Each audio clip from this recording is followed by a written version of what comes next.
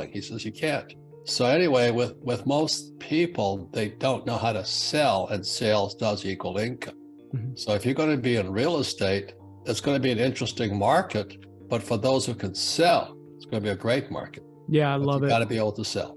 Yeah, such a good breakdown. And then, for a lot of our listeners who are, sales professionals, real estate industry insiders, when you say pay your brokers well, that's music to the ears of many who listen and listen to you, read your books. However, you also say that not all brokers are created equal. I agree with that. What advice do you have for real estate agents and brokers going forward in the current environment that will help them get paid well? Well, I think you have to dedicate your life to your profession. Most real estate people know nothing about real estate. I mean, it's pretty sad, really. But the best deals I have come from real estate professionals that I make partners. So for some reason, I get the deals first. I just don't understand why that happens. Yeah, shocker, Robert.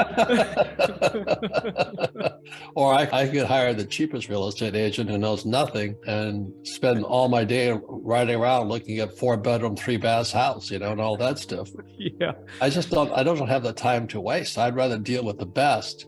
Yeah. And make them partners. Mm-hmm. And speaking of entrepreneurship, what's the biggest mistake you see entrepreneurs and business builders making? Well, there's tons of them, but I think the biggest one is when you don't admit you made a mistake, because mistakes are how we learn. Like I said, a baby learns to walk by falling down. And if you lie about your mistakes, you waste a good mistake. And that was one of the lessons I learned the hard way, because I was a U.S. Marine and all that, but I was also court-martialed twice. I'm not up for the Medal of Honor by any chance. And the reason was I was an entrepreneur and I got caught. Like one of my first things I got caught at is I was flying women in my helicopter. The second time I got caught, I was flying women in my helicopter drunk. Oh, wow. I was going to say, well, why were you court-martialed if you feel like comfortable sharing? Again, unexpected. I wasn't expecting that answer. I'm an open book. I mean, but those are the best things that ever happened to me. Yeah. You see, the first time I got away with it. So the second time I added to it, and I decided to fly these women to a deserted island in the Hawaiian island chain. And when they opened up my helicopter, I landed back at the Marine Corps Air Base in Hawaii. The first thing that fell out were my beer cans, and then I fell out. So wow. I said, I could have got away with it again, but I said, own it. Just tell the truth. And so that's why you watch Jack Nicholson and A Few Good Men, you can't handle the truth, So I said, I better tell the truth. So I walked into the court martial, and this really sharp attorney, Captain Abrams, was prosecuting me. And I sat down. He says, you swear to tell the truth, the whole truth, and nothing but the truth. 3 hours later, I finished. I said, this is everything I have done. And then I looked at the captain. I'm on the stand, and I said, how many years will I be in jail? And he says, you're free. Congratulations. Honorable discharge. And that's saying the truth shall set you free for me. And ever since then, I'd rather tell you up front than have you find out from somebody else, well, he got court-martialed. I'm actually proud of it today. Not too many Marines have been court-martialed. Yeah, and walk free. But you learn from your mistakes, Robert, which is really interesting. I think that's great advice. Always tell the truth, be honest. I think that's, yeah. Is it, again, staying on the topic of entrepreneurship, is there commonality that all successful entrepreneurs have? It's hard to tell. One thing I would say every entrepreneur has is my doctor, he's a doctor of cardiology, he's a heart transplant guy, but he's also a doctor of acupuncture. So he's East and West medicine. And he's very philosophical. He says, there's always a Judas. I said, what do you mean by that? He says, you'll always be screwed. You'll always have a Judas in your group. It's human nature. I don't know if you can or not, but I just wouldn't pretend that somebody wouldn't do that. Yeah. And so what my doctor was saying, he's a doctor of heart transplant guy, also acupuncture, and he's into yoga and meditation and all that. And he goes, there's always a Judas. And I didn't know what he was saying for a while, but inside of us, there's also jealousy. And I see somebody's more successful than me, I might get jealous, or somebody has a better looking girlfriend than me, I might get jealous. Well, that's the start of being a Judas, envy. You know what I mean? Yeah, absolutely. And Speaking of entrepreneurship, I speak to entrepreneurs all the time. How much have you enjoyed watching what Elon Musk has been doing at Twitter? Oh, I love that guy, man. I wish I had his cojones, I don't know if Tesla stock is going down because the greenies are punishing him, but he took them on. I mean, don't censor us. He's not after the greenies. He's after censorship. Mm-hmm. I'm after censorship too, because U.S. Marines, we fought for one thing, freedom. Mm-hmm. And when you take away our freedom, I'll fight like a dog. And some people just roll over and, let them pet your stomach and they say, screw you, take your freedom. But Elon Musk fought back. I have tremendous respect for that. Yeah, I agree. It's been fun to watch. And before we get to your current projects, what you're doing now, I have to ask about Trump and his tax returns. I was recently a guest on Tom Wheelwright's Live where he went through Trump's tax return line by line. It was pretty enlightening.